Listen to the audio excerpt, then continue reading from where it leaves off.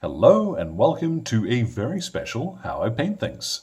Now today what I've got in front of me are some of the Soviet paratroopers that are coming as part of the Red Dawn expansion for Team Yankee.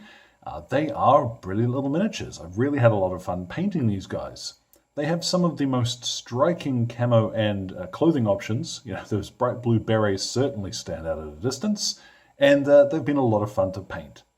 So these came to me courtesy of Battlefront, very kindly sent me along a pack to have a play with. And as always, all of the paints will be listed in the description below, along with the base recipe for these guys. So, let's get started. Now a quick note on assembling these guys. They are metal miniatures, and you're going to find that when they come out of the blister pack, one or two of them are going to have quite bent barrels on their AKs. So spend a little bit of time and slowly bend them back into position.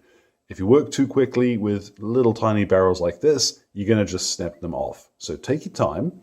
I was able to get all of mine back into position without a problem, so slowly. That is the answer. You'll notice here I've got the RPG team on this little cork. I've also got another 4 guys over here. Reason being, I'm going to show you all the painting on these fellas here, but it will be a little bit more impressive if I have some more done. So mostly it's because it's easier for the camera to focus on just a couple of guys at the time. So everything I'm doing on these, I'll also be doing on these off camera. Now once you have got your miniatures assembled, I'm painting them on the bases just to demonstrate that it is possible. You will find it easier if you line these guys up on a bit of cardboard or something and just blue tack them down, paint them individually and then glue them onto their bases. But as always, I'm going to do it on the bases just to show you it's possible. I've primed them with a spray of Death Guard Green from Citadel, and honestly here the green isn't going to matter too much. Army Green from the Army Painter is another good choice. Something vaguely yellowish is going to be just fine. What we're going to do then is to dry brush, quite heavily overbrush really, most of the miniatures. I've got here, this is Nurgling Green, another Citadel color. And you can use the dry or the layer version for this, does not matter. What I'm going to do is just quickly blast over the top of these jump smocks the guys are wearing, which is going to give us a little bit of texture. Most importantly, when we shade this, it's going to darken down a little, but this will introduce just a little more visual interest before we do that. You'll probably see in some areas it goes a little chalky, but that's that texture I'm talking about. We actually want that to sell our tiny camo pattern. We'll move on now to painting the skin, and we're going to base coat this quite dark with red leather from Vallejo. Honestly, skin, there's a million different ways of doing it, and if there's a way you like more, well, knock yourself out. I tend to find at this scale that a small, stiff bristled brush, like a synthetic or something, works quite well. But however you choose to, don't worry too much if you hit anything, just avoid the green uniform. Now, it might be a bit of a surprise this early, but I have here orange-brown, this is a Vallejo color, and I'm going to paint in areas that I want to be wood. And now we're doing this now because I can afford to be quite sloppy when I'm applying it, because later on, when we actually paint the black on the rifles, we'll be able to tidy that up. So I'm deliberately going a little overboard with it, because I know better to have too much orange and tidy than it will be to have to come back to this later. And don't forget some of the funky layouts of the RPGs too. Now we'll spin them around, and I've got, this is US Field Drab, and the irony of painting Soviets with US colors is not lost on me, but it's a wonderful middling brown. Something like Steel Legion Drab will also work very well in its place if you can't get this. But equipment pouches and straps, go ahead, give it a coat of US Field Drab. The beautiful thing about the equipment on these guys is if you see it, it's brown. Yeah, except for the rifle straps, which we're going to paint later, just brown anything you come across. When it comes to painting black on miniatures, I tend not to use a true black because it doesn't look real. But I do want to lean into a super high contrast for these guys, because at this scale, I think selling the toy soldier look is going to make them look a little better. So I have some Vallejo black, and, well, I start painting black. So boots, AKs, and a few bits of the bigger weapons. And then for those rifle straps I just mentioned, I've got German Camo Beige. Now, this is probably one of the lightest colors we've applied so far, so you may find you get a little bit of the primer showing through. If that's the case, just let this one dry, come back and give it a second coat. Now we've finally reached the point where we're going to apply the camo pattern. Now there's a couple of ways you can do this. Either you can do it now, in which case I suggest using a much lighter color than you would expect. So I have here pale sand from Vallejo. When I say lighter color, you'll see what I mean when I go wiggy wiggy wiggy wiggy wiggy wiggy wiggy wiggy. The sound effects are dreadfully important. If you don't do them, the paint won't go on properly. Now the wonderful thing about this particular camo pattern is that it's so random, and it's really just little wiggly lines and splotches. So you can't go wrong with it. You're just applying a tiny wee squibble, then another little squibble, go down a bit, and then another little squibble. The important thing is that you've not got very much on your brush at all. That'll help you maintain control of where these splotches are going. Now, mentioning applying this now, you can also do it after shading, in which case using something like a bone color or similar will probably work a little better. But I want a nice bright camo pattern once the shade is on. So I'm using here, this is why pale sand. Honestly, that is not fun, but luckily it's easy. Just grab yourself something that you can sit down in front of and listen to or watch, and just dot, dot, dot. You know, it's not going to take you terribly long, but what we'll finish off with is some gunship green to paint in the warhead on the RPG.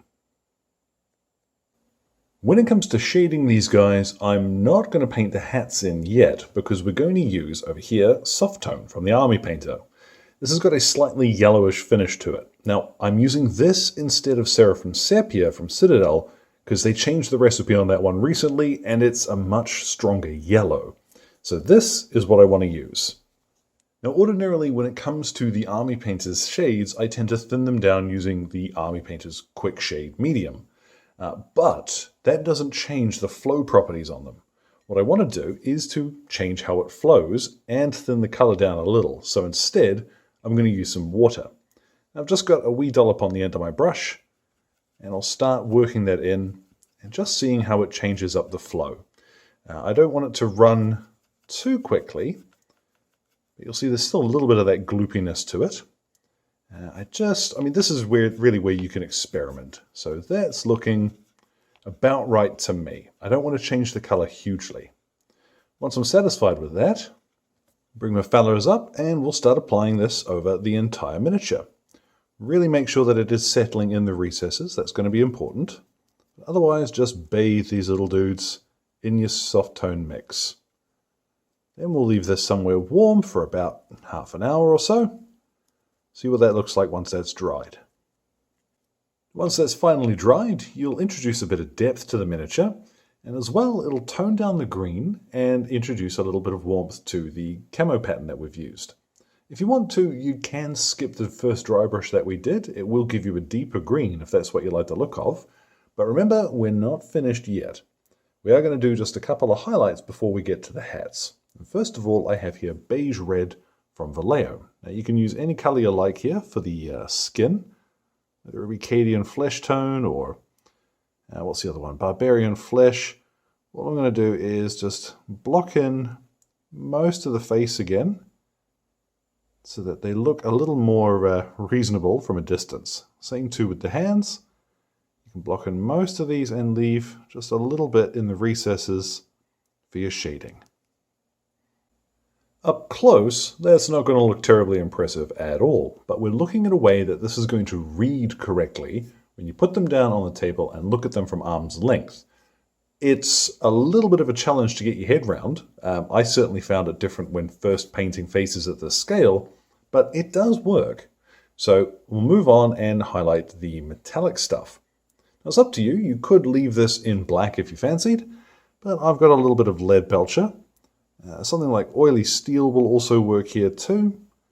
What I'm going to do is just a little bit of metallics over some of the AKs. It just looks a little more interesting. It's not strictly correct, but we are painting toy soldiers after all.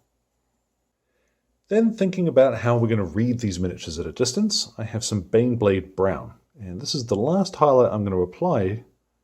Just a few lines of this on any equipment to brighten it up, give it a little bit more contrast, and have it stand out from its surroundings. From this point, if you wanted to, you could go back, like I said, with a little bit of the pale sand and brighten up the camo pattern, but I don't think you're going to need to. From here, we can finally start applying those signature blue hats. So what I'm starting with is Calidor Sky. Let's flip them around here. This, you'll see, is quite dark, but because we don't want to have to shade it at this stage, we're going to start with a darker blue and then just highlight it almost immediately. So paint in the whole thing in Calidor Sky. You'll see this covers very well. We'll then use Hoeth Blue as our highlight, which will seem like a big jump first going on, but as with all acrylics, it will dull down a little bit as it dries. And at this scale, we do want that big splash of contrast between dark and light. So I'm going to cover over most of the hat with this. Leave just a little of that darker blue, especially in the front, just to look like it's shaded. Now the final detail we're going to paint is going to be the badge on the front of the berets. And this is a funny one because honestly, at this sort of scale, painting it accurately, my goodness, that would be a fool's errand. So I'm starting, I have here, this is beige, of all things. I'm using this because it's a very light color from Vallejo, but it's just yellow enough, if that makes sense. I don't want bright yellow, I don't want lurid gold. I just want something light, yellowish, and beige works very well for that. And at last, with some vermilion, I'm not going to paint a tiny red star. I don't have the patience for that. What we'll do is just a little red dot. There we go, that'll do. Just to put that star in the center of the badge. Now, once I'm finished with these, what I'm going to do is take them outside, hit them with a matte varnish spray, and then base them up. Now, basing is one of those magical steps where suddenly putting them in context will make these guys look so much better. So come back and get a look at these fellas once they are all finished. And there at last, our Soviet paratroopers are complete. Now these guys really go a long way to demonstrating that sometimes your paint job is going to look garbage until the very last steps. In particular, painting these guys and having to wait for the stage at which the blue berets was going to come on is kind of a challenge because they really don't look very striking until those final stages. So sometimes just got to keep the faith and keep painting. So thank you again to Battlefront for sending these guys along for me to have a play with, and as well to Exit 23 Games for the light and sound equipment, and all of my wonderful patrons who are keeping me ticking in paints and glue, including my producers, Alan Nuttall, Corey Crawford, Andrew, Rod and Jimmy. Your support means the world, folks. Any questions or anything, feel free to drop them in the old comment box below. My Twitter and Instagram are both linked there too. So thank you very much for your time, one and all, and you all enjoy the rest of your day.